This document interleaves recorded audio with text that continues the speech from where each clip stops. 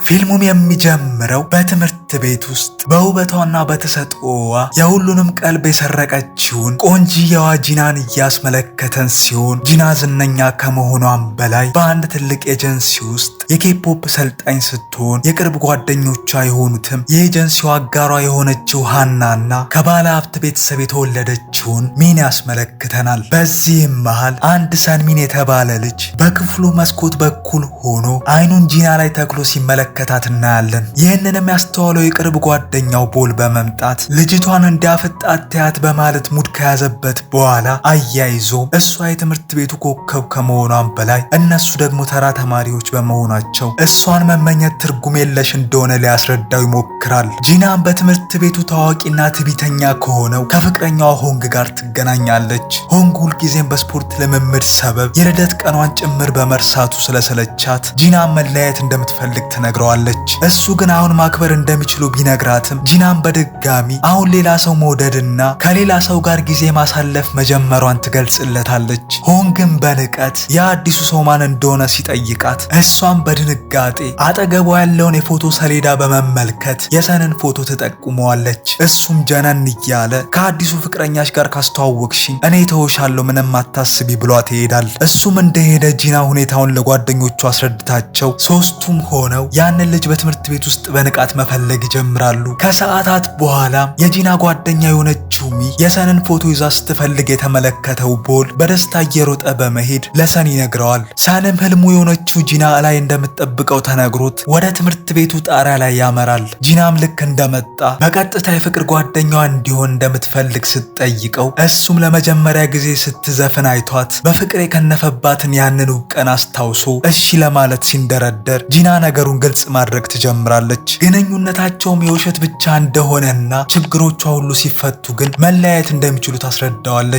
በዚህ ነገርም በጣም የተበሳጨው ሰን እሷን የምርም ስለሚወዳትና የውሸት ድራማ ውስጥ መግባት ስላልፈለገ ያቀረበችለትን የውሸት የፍቅር ጥያቄ ውድቅ አድርጎ ትሄዳል። በኋላም ጂና ከጓደኞቿ ጋር ተገናኝታ በነገሩ ምን ያህል እንደተሸማቀቀች ስትነግራቸው እነሱም እንደ ሰን ያለ ተራ ሰው እንዴት እሷን የመሰለች ዝነኛ ልጅ እምቢ ሊል እንደቻለ ጥያቄ ይፈጥርባቸዋል። በዚህ መሃልም ጓደኛው ቦል ከሰን ጋር ተገናኝቶ የጂናን ጥያቄ ውድቅ በማድረጉ ሲነጫነጭና ሲከራከረው እየተመለከትን ድንገት የቀድሞ ፍቅረኛዋ ሆንግ ይከሰታል። ሆንግ ሰንን ለማስፈራራትና ለማዋረድ በመሞከር አንተ መቼም ቢሆን የጂና ፍቅረኛ ልትሆን አትችልም እያለ የንቀትና የጭካኔ ቃላትን ቢሰነዝርበትም ታጋሹ ሰን ግን ምንም አይነት አጸፋዊ ምላሽ ሳይሰጠው በንቀትና በዝምታ ያልፈዋል። በማግስቱም ጠዋት ሆንግ ወደ ጂና በመሄድ አዲሱን ፍቅረኛዋን የምታስተዋውቅበት ሰዓት አሁን መሆን እንዳለበት ይነግራታል። እሷም ሌላ አማራጭ ስለሌላት ወደ ሰን በመሄድ ለብቻው ከክፍል ውስጥ ይዛው ትወጣለች። በመቀጠልም የፍቅር ስምምነቱን ውል እያሳየችው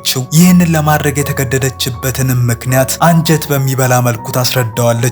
እሱም የደረደረችለትን ምክንያቷን ካደመጠ በኋላ በመጨረሻ በውሸት ፍቅረኛዋ ለመሆን ለመስማማት ይበቃል። በውሉ ላይ ከተካተቱት ነገሮች ውስጥም አንደኛ ሁልጊዜም አብረው ወደ ቤት መሄድ፣ ሁለተኛ በማህበራዊ ሚዲያ ላይ የጋራ ፎቶዎቻቸውን ማጋራት ሲሆን ሶስተኛው ደግሞ የውሸት ቀጠሮ መያዝ እንደሆነ ይረዳል። ታዲያ እነዚህ ነገሮችም ለተከታታይ 50 ቀናት መደረግ ያለባቸው ሲሆኑ ይህንን ነገር የተመለከተው ሚስጥራዊ አፍቃሪ ሰንም ነገሩ በጣም ያስደስተዋል። ይባስ ብሎም ተመሳሳይ አይነት አልባሳትን አብረው ቢለብሱ መልካም እንደሆነ ሐሳብ ቢያቀርብም ጂና ግን ይህ እውነተኛ ግንኙነት እንዳልሆነ አጥብቃ ታስታውሰዋለች። አያይዛም በዚህ የውል ጊዜ ውስጥም ሌላ ሰው መውደድም ሆነ ከሌላ ሰው ጋር ቀጠሮ መያዝ እንደማይችሉ በግልጽ ታሳስበዋለች። ከቆይታም በኋላ ሆንግ እንደገና ወደ ጂና በመሄድ ሊያስጨንቃት ቢሞክርም ነገር ግን በድንገት ሰን በቦታው ደርሶ ራሱን የጂና ፍቅረኛ አድርጎ በኩራት ያስተዋውቃል። ሆንግ ነገሩን ለማመን ቢዳግተውም በዚህ ሰዓት ግን እሷን ትቷት ከመሄድ ውጪ ሌላ ምርጫ ሳይኖረው ይቀራል። ሰንም ከአባቱ ጋር ሲገናኝ ፍቅረኛ እንደያዘ ያበስረዋል።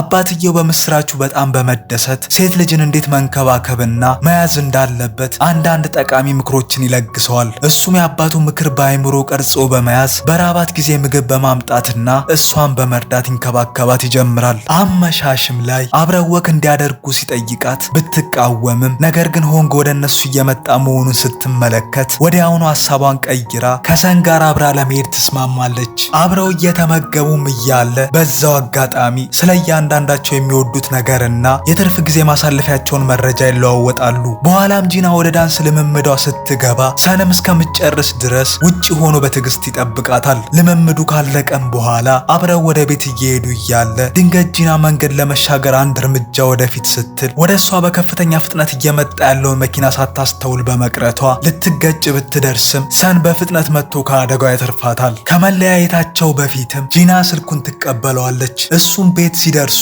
በቴክስት እንዲያወሩ ቢጠይቃትም እሷ ግን ፍቃደኛ እንደማትሆንና በእሱ ላይ ምንም ፍላጎት ስለሌላት ያሰበውን ያህል ተስፋ እንዳያደርግ አጥብቃ ትነግረዋለች። በሚቀጥለውም ቀን ጂና ከጓደኞቿ ጋር እየተዝናናች እያለ ሰንን ትጋብዘዋለች። እሱም ከጓደኛው ቦል ጋር አብሮ በመሄድ በጋራ ሆነው ጌም ለመጫወት ወደ ሳይበር ካፌ ያመራሉ። እዚያም ጂና እጅግ በሚያስደንቅ ሁኔታ በጥሩ ብቃት ተጫውታ ሁሉንም ታስገርማለች። በኋላም ከሰንሚን ጋር የተነሳችውን ፎቶ በማህበራዊ ሚዲያ ገጿ ላይ በማጋራት የቀድሞ ፍቅረኛዋ የሆነው ሆንግን በቅናት እንዲንገበገብ ታደርገዋለች።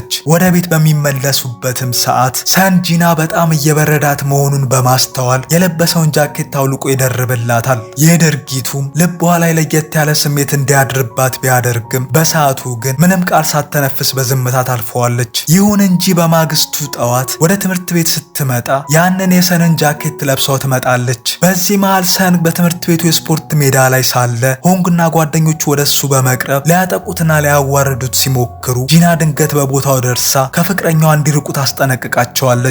ካልታዘዟት ደግሞ ለትምህርት ቤቱ ኃላፊዎች እንደምታሳውቅባቸው ትዝታለች። ሆኖም ሆንግ አሁንም ቢሆን ፍቅረኛሞች መሆናቸውን ጨርሶ ስላልተዋጠለት ነገሩ ሁሉ ለትርኢት ብቻ እንደሆነ ያስባል። ጂናም እሱ እየተሳሳተ መሆኑን ለማረጋገጥ ስትል ሰንን ወደ እሷ ስባ በማስጠጋት ድንገት ከንፈሩን ትስመዋለች። ይህ ድርጊቷን በቦታው የነበረውን ሁሉ በከፍተኛ ድንጋጤ አፍዝዞ ያስቀራቸዋል። በኋላም ላይ ሰን በየዋህነት ጂና በእውነት ስለምትወደውና የእሷ እንዲሆን ስለምትፈልግ እንደሳመችው ሲጠይቃት እሷ ግን ነገሩን ያደረገችው የሆንግን አፍ ለማዘጋት ብቻ እንደሆነ ትነግረዋለች። እሱም በንግግሯ ልቡ ተሰብሮ ተስፋ በመቁረጥ ቀሪውን የቀኑን ክፍለ ጊዜ ሙሉ በሙሉ ይርቃት ይጀምራል። ይህም ሁኔታው ጂናን ግራ ያጋባት በመጀመሩ በመጨረሻ ጂና የሰን ጓደኛ ቦልን አግኝታው ሰን ለምን እንዲህ አይነት ቀዝቃዛ ባህሪ እያሳያት እንደሆነ ስትጠይቀው ቦልን በመጨረሻ ትልቁ ሚስጥር መናገር ይጀምራል። ሰን ከመጀመሪያው ጀምሮ የእውነት የወዳት ስለነበር ያንን የውሸት ውል ስምምነት እሺ ብሎ እንደተቀበለ ይገልጽላታል። በተጨማሪም ያ የዛሬው መሳም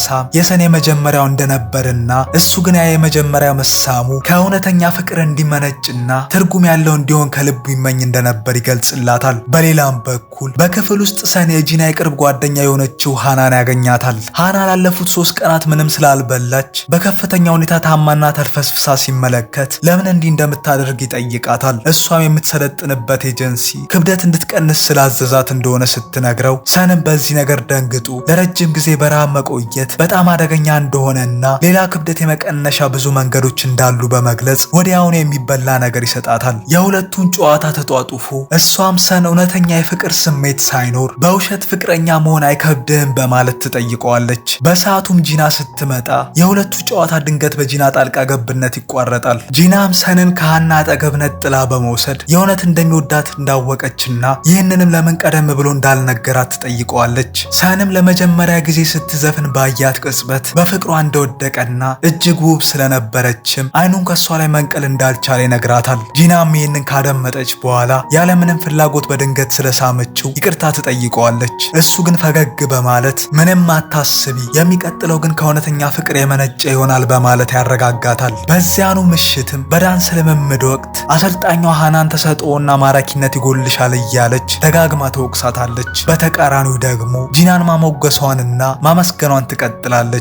ይህ ሁኔታ ደግሞ በሃና ልብ ውስጥ በጂና ላይ የቅናት ስሜት እንዲፈጠር ምክንያት ይሆናል። ከተወሰኑ የድራማ ቀናት በኋላ የውሸት ፍቅራቸው 22ኛ ቀን ላይ ይደርሳል። ሰንም ለጂና በርካታ ውብ ስጦታዎችን ያበረክትላታል። ጂናም በስጦታዎቹ በጣም ተደስታ ለጓደኞቿ በኩራትና በደስታ ታሳያቸዋለች። በዚህ መሃል የቀድሞ ፍቅረኛዋ የነበረው ሆንግ በአጋጣሚ የሴቶችን ንግግር ሲሰማ ሲሰማ ያኔ ጂና በፍቅራቸው 100ኛ ቀን ላይ ልዩ የፍቅር ስጦታ ሰጥታው እንደነበርና እሱ ግን ነገሩን ሙሉ በሙሉ ዘንግቶት እንደነበር በጸጸት ያስታውሳል። በዚህ ጉዳይ ላይ በጥልቀት ካሰበበትም በኋላ ምናልባትም ጂና ከሱ የተሻለ ሌላ ጥሩ ሰው እንደሚያስፈልጋትና ሰንም እንደሚገባት በመገንዘብ እውነታውን መቀበል ይጀምራል። በኋላም ሃና ጂናን ለሰን እውነተኛ ስሜት እንዳላትና በመካከላቸውም ያለው ግንኙነት ማበብ መጀመሩን ትጠይቃታለች። ጂና ግን በትዕግስትና በጥርጣሬ ስሜት ለሰን ምንም አይነት ስሜት እንደሌላትና ነገሩ ሁሉ ለትርኢት ብቻ እንደሆነ ምንም የተቀየረ ነገር እንደሌለ ትነግራታለች። ሃና እሷ ራሷ በሰን ላይ የፍቅር ስሜት ያድርባት ስለጀመረ ይህንን ስትሰማ እፎይታ ይሰማታል። በኋላም ወደ ሰን በመጠጋት በዚያን ምሽት ወደሚደረግ አንድ የሙዚቃ ዝግጅት አብሯት እንዲሄድ ትጋብዘዋለች። እሱም ሌላ እቅድ ስለነበረው መሄድ ባይፈልግም ሃና ግን እስኪስማማ ድረስ በግትርነት በውጥረት ትይዘዋለች። አመሻሽም ላይ ሆንግ ከጂና ጋር ተገናኝቶ በርካታ ውብ ስጦታዎችን እየሰጣት ቀደም ሲል የፍቅር ቀናቸውን በመዘንጋቱ ከልብ ይቅርታ ይጠይቃታል። ሆኖም ጂና እንደገና ከሱ ጋር የመቀጠል ምንም ፍላጎት ስለሌላት ስጦታዎችን ሁላ በፍጹም እንደማትቀበል ትገልጽለታለች። ትታው ለመሄድም ስትነሳና ሆንግም እጇን ሲይዛት በዚያኑ ቅጽበት ሰን ከሃና ጋር አብሮ በቦታው ይከሰታል። ነገሩም ሲጣራ ሃናና ሆንግ ሆን ብለው ጂናና ሰን እንዲለያዩ ለማድረግ ያሴሩት ተንኮል እንደነበር እንረዳለን። ሰን ጂናን ከቀድሞ ፍቅረኛዋ ጋር ሲያያት በከፍተኛ ሁኔታ ተበሳጭቶ ጥሏቸው ይወጣል። ጂናም ከኋላው ተከትለው በመሮጥ ይቅርታ በመጠየቅ እሱ ከሃና ጋር ምን እየሰራ እንደነበር ስትጠይቀው ሃና ወደ ሙዚቃ ዝግጅቱ እንድንሄድ ስለጋበዘችኝ ነው በማለት ያስረዳታል። በመቀጠልም እሱም አንቺስ እዚህ ምን ትሰሪያለሽ ብሎ ሲጠይቃት እሷም እዚህ ቦታ እንድትመጣ ሐሳቡን ያቀረበችው ሃና ራሷ መሆኗን ትገልጽለታለች። ነገር ግን ሰን የሷን ንግግር ለማመን ፈቃደኛ ሳይሆን በመቅረቱ ጂናም በነገሩ አዝና ወደ ቤቷ ብቻዋን ትመለሳለች። ከጥቂት ቆይታም በኋላ ላለፉት ሳምንታት በሚስጥር ሲከታተላት የነበረ አንድ የክፍሏ ልጅ ወደ ጂና በመጠጋት እያስጨነቃት አብረው እንዲወጡ ያስገድዳታል። በዚህ መሃል ሆንግ ሰንን ያገኘውና ጂና ብቻዋን ወደ ቤት መሄዷን ሲረዳ በከፍተኛ ሁኔታ መጨነቅ ይጀምራል። አንድ አሳዳጅም ልጅ ላለፉት ጥቂት ቀናት አስፈሪ ማስታወሻዎችን እየጣለላት እንደነበርና ብቻዋን መሆኗ ለደህንነቷ አሳሳቢ እንደሆነ ይነግረዋል። ይህንንም የሰማው ሰን በድንጋጤ ይበጠበጣል። ሁለቱም ወንዶች ቂማቸውን ወደ ጎን አድርገው ጂናን በየአቅጣጫው በጭንቀት መፈለግ ይጀምራሉ። በዚህ መሃል የአሳዳጅ ልጅ ጂናን ማዋከቡን ይቀጥላል። ፍቅረኛው ለመሆን እምቢ ካለች ግን እንደሚገላትም ጭምር ይዘትባታል። ጂና ግን በተአምር ከእጇ አምልጣ በመሮጥ ላይ ሳለች ሁኔታውን ለማሳወቅ ለቀድሞ ፍቅረኛዋ ለሆንግ ትደውልለታለች። እየሮጠች ባለችበት ቅጽበት ግን ድንገት ከሰን ጋር ፊት ለፊት ስትገናኝ ሰንም በከፍተኛ ስሜት ወደ እቅፉ አስገብቶ ያጽናናታል። ሆንግም ወዲያውኑ በቦታው ደርሶ ከልጁ ጋር ከባድ ፍልሚያ ውስጥ ይገባል። ነገሩ ይበልጥ ሳይባባስና አደጋ ሳይደርስ ግን ፖሊሶቹ በሰዓቱ ደርሰው ወንጀለኛውን በቁጥጥር ስር አውለው ይወስዱታል። ከዚህ አስፈሪ ክስተት በኋላ ጂና ለሁለቱም ወንዶች ስላደረጉላት እርዳታ ከልብ ታመሰግናቸዋለች። ሆንግም ለሰን ከሷ ጋር መሆን ከፈለክ ሁልጊዜም ልጠብቃት ይገባል በማለት ጠቃሚ ምክር ይሰጠውና በመጨረሻም በመካከላቸው ያለውን ፍቅር ሙሉ በሙሉ በመቀበል ከእንግዲህ በኋላ በመካከላቸው ጣልቃ ላለመግባትና ላለማስጨነቅ ቃል ገብቶላቸው ይለያቸዋል። ሆንግም ከሄደ በኋላ ጂና ወላጆቿ ቤት ስለሌሉ በዚያኑ ምሽት አብሯት እንዲያድር ሰንን ስትጠይቀው እሱም በሐሳቧ ይስማማል። ምሽቱንም አብረው በጣም ውብና የማይረሳ ጊዜን ያሳልፋሉ። በመጨረሻም ጎን ለጎን ተደጋግፈው ተኝተው ያድራሉ። ከተወሰኑ ቀናትም በኋላ ጓደኞቿን በሙሉ በቤቷ ለእረፍት እንዲመጡ ጋብዛቸው ሁሉም ለመሄድ ይስማማሉ። በእረፍታቸው ወቅትም አብረው ምግብ በማብሰልና የተለያዩ ጨዋታዎችን በመጫወት አሪፍ የሚባል ጊዜን ያሳልፋሉ። ቆይቶ ሰንሚን ለብቻው ምግብ እያበሰለ ሳለ ሃና ወደሱ በመጠጋት ልታማልለውና ልትቀርበው ትሞክራለች። ሆኖም ይህንን ድርጊት ወዲያውኑ ያስተዋለችው ጂና በመካከላቸው ገብታ ጨዋታቸውን ታቋርጣቸዋለች። በዚያኑ ምሽትም ሁለቱ ጥንዶች ለብቻቸው ጊዜ እያሳለፉ እንመለከታለን። ጂናም ለሰን ልብ የሚነካ የፍቅር ዘፈን ስትዘፍንለት ሰንም በድምጿ ውበት እጅግ ይደነቃል። ሁለቱም ሊሳሳሙ በጣም መቀራረብ ሲጀምሩ ግን በድንገት የአካባቢው ውሾች መጮህ በመጀመራቸው ድባቡን ያበላሹታል። በዚህም መሃል በቅርብ ርቀት ሆና ይህንን ትዕይንት የምትመለከተው ሃና በቅናት ትናደዳለች። በመሆኑ በቀጥታ ወደ ሆንግ በመሄድ የጂናና የሰን የፍቅር ግንኙነት እውነተኛ እንዳልሆነና ይልቁንም ድራማና የውሸት ውል ብቻ መሆኑን ትነግረዋለች። የሰማው ነገር የቀድሞ ፍቅረኛዋን ሆንግን ቢያስደነግጠውም አሁንም ከጂና ጋር ለመመለስ እድል እንዳለው በማሰቡ ትልቅ እፎይታ ይሰማዋል። በሚቀጥለውም ቀን በኬፖፕ ኤጀንሲ ውስጥ አሰልጣኛው የኩባንያው የፋይናንስ ሁኔታ ጥሩ ስላልሆነ ተለማማጆቹ የተወሰነ ገንዘብ ገንዘብ መክፈል እንዳለባቸው ስትናገር ሃና ግን ይህ ነገር በውላቸው ላይ እንዳልተጠቀሰ በመግለጿ አሰልጣኛውም ሃናን ደካማና መጥፎ ዘፋኝ ነሽ በማለት ማዋረድና መሳደብ ትጀምራለች። ጓደኛዋ ስትሰደብ መስማት ያላስቻላትም ጂና በከፍተኛ ሁኔታ በመቆጣት ከአሰልጣኛዋ ጋር ፊት ለፊት መከራከር ትጀምራለች። ጓደኛዋም ሃና ልክ እንደ ማንኛውም ሰው ጎበዝ መሆኗን እየገለጸች ትከላከልላታለች። በዚህ ጊዜ አሰልጣኛ ወደ ጂና በመዞር አንቺ ስለ ገንዘብ መጨነቅ አይኖርብሽም፣ ምክንያቱም አንቺ የኛ ምርጥና ውድ ተወዳዳሪ ነሽ ትላታለች። የአሰልጣኛው አድሏዊ ንግግር ጂናን በከፍተኛ ሁኔታ ያበሳጫትና ወዲያውኑ ኤጀንሲውን ጥላ ለመውጣት ትወስናለች። በኋላም ላይ ጂና በነገሩ አዝና ከሰን ጋር ትገናኛለች። እሱም ታዋቂ ለመሆን ሌሎች በርካታ መንገዶች ስላሉ ኤጀንሲውን ጥላ በመውጣቷ ምንም ሊቆጫት እንደማይገባ በመግለጽ ያረጋጋታል። በመቀጠልም በርካታ እይታዎችን ማግኘት እንድትችል የምትዘፍንበትን ቪዲዮ ቀርጻ ዩቲዩብ ላይ እንድትጭነው ሐሳብ ያቀርብላታል። ጂና መጀመሪያ ላይ ይህንን ለማድረግ ብታፍርም ግን በሱ ከፍተኛ ማበረታታትና ጉተታ በመጨረሻ ቪዲዮውን ትጭነዋለች። በጥቂት ቀናት ውስጥም ዘፈኗ በከፍተኛ ሁኔታ በመሰራጨት የብዙዎችን ትኩረት ይስባል። ከቀናትም በኋላ ጂና ከእህቷ ጋር ተገናኝታ በአሁኑ ሰዓት ከምትወደው ልጅ ጋር በውል ላይ የተመሰረተ የውሸት የፍቅር ግንኙነት ውስጥ እንዳለች ትነግራታለች። ይሁን እንጂ የውሉ ስምምነት ጊዜ ልክ እንዳበቃ እውነተኛ የፍቅር ስሜቷን ለሰን ለመናዘዝ እያቀደች መሆኑን በደስታ ትገልጽላታለች። በዚህም መሃል በኤጀንሲ ውስጥ አሰልጣኟ በሃና ላይ ክፉኛ ትቆጣለች። ጂናን አናግራ በማሳመን ተመልሳ እንድትመጣ ካደረገቻትም የከፈለችውን ገንዘብ ሙሉ በሙሉ እንደምትመልስላት ቃል ትገባላታለች። ይህም ነገር በቅናት የተሞላችውን ሃናን ይበልጥ ያበሳጫታል። በተለይ የጓደኛዋን የዩቲዩብ ቪዲዮ በየቀኑ በሚሊዮን እይታን ማግኘቱን ስትመለከት ቅናቷም ወደ ቁጣ ይለወጣል። በቀጣይም ትዕይንት ሃና ወደ ሰን በመሄድ የውስጧን የፍቅር ስሜት ትገልጽለታለች።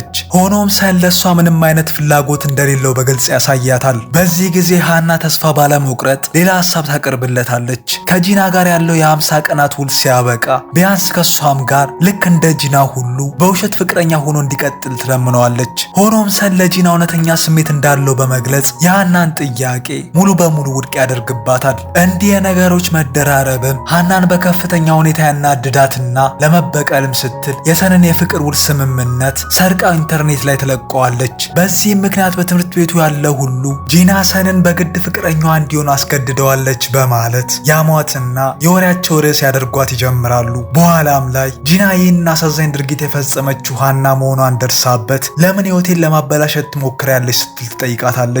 ሃናም መቼም ቢሆን ጓደኛሞች እንዳልነበሩና ከመጀመሪያው ቀን ጀምሮ ትጠላት እንደነበር ትገልጽላታለች። ጂናም ሁልጊዜ ሁሉም ሰው የአይን ማረፊያ በመሆኗ እሷ ግን ለሁሉም ነገር በብዙ እየለፋችና እየታገለች መኖሯን በመሬት ትናገራለች። ልክ በዚያኑ ቅጽበትም ሰን በቀጥታ ወደ ትምህርት ቤቱ የድምፅ ማስተላለፊያ ክፍል በመሄድና ማይኩን በመጠቀም ግንኙነታቸው በውል ላይ የተመሰረተ ቢሆንም እሱ ግን ከመጀመሪያው ጀምሮ ለጂና እውነተኛ የፍቅር ስሜት እንደነበረው በትምህርት ቤቱ ላሉት ሁሉ ያውጃል። ጂና በግድ ወደዚህ ግንኙነት እንዳላስገባቸውም ግልጽ በማድረግ ማንም ስለሷ መጥፎ ነገር እንዳያወራ አጥብቆ ይጠይቃል። ጂናም ይህንን ስትሰማ ወደ ሃና በመዞር አሁን ሁሉም ሰው ቢጠላኝ እንኳን ግድ የለኝም፣ ምክንያቱም ደግሞ ለእኔ በእውነት የሚጨነቅልኝ አንድ ድንቅ ሰው አጠገብ ያለኝ ትላታለች። ከዚህ ክስተት በኋላ ሃና በአፍረትና በድንጋጤ ክፉኛ ስለተሰበረች ወደ ትምህርት ቤት መምጣቷን ታቆማለች። ስልኳንም ዘግታ ራሷን ሙሉ በሙሉ ከሰው በመለየት ብቻዋን ትቀራለች። ጂና ግን ስለ ጓደኛዋ ደህንነት ተጨንቃ ወደ ቤቷ በመሄድ ወደ ትምህርት ቤት እንድትመለስና እንደገና ጓደኛሞች እንዲሆኑ ትጠይቃታለች። ሃና ግን ከሷም ብሶ አንድ አስደናቂ ቅድመ ሁኔታ ታስቀምጣለች። እሱም ከሰን ጋር ያላቸው የ50 ቀናት ውላቸው ልክ እንዳበቃ ጂና ከሰን ጋር ያላትን ግንኙነት ሙሉ በሙሉ ማብቃት አለባት የሚል ነበር። በማግስቱም የ50 ቀናት የፍቅር ውላቸው የመጨረሻው ቀን በመሆኑ ጂና እና ሰን አብረው ውብ ጊዜን ለማሳለፍ ከትምህርት ቤት ይቀራሉ። ይሁን እንጂ ቀጠሯቸው ሲያበቃ ጂና ውላቸው በመጠናቀቁ ከእንግዲህ አብረው መሆን እንደማይችሉ እያለቀሰች ስትነግረው ሰንም በነገሩ ግራ ተጋብቶ ሊያስቆማት ቢሞክርም እሷ ግን ይቅርታ ጠይቀው ጥላው ትሄዳለች። ከጥቂት ቀናትም በኋላ ሁለቱም እርስ በርስ በመራራቃቸው በከፍተኛ ሁኔታ አዝነውና ተጎድተው እንመለከታለን። የቀድሞ ፍቅረኛዋ ሆንግም የእሷን ከባድ ሐዘን በማስተዋል ለሌሎች ስትይ የራስሽን ደስታ አትጪ ብሎ በመምከር ሊያጽናናትም ይሞክራል። ይልቁንም ሁሉንም ነገር ወደ ጎን ትታ በፍጥነት ወደ ሰን እንድትመለስም ያበረታታታል።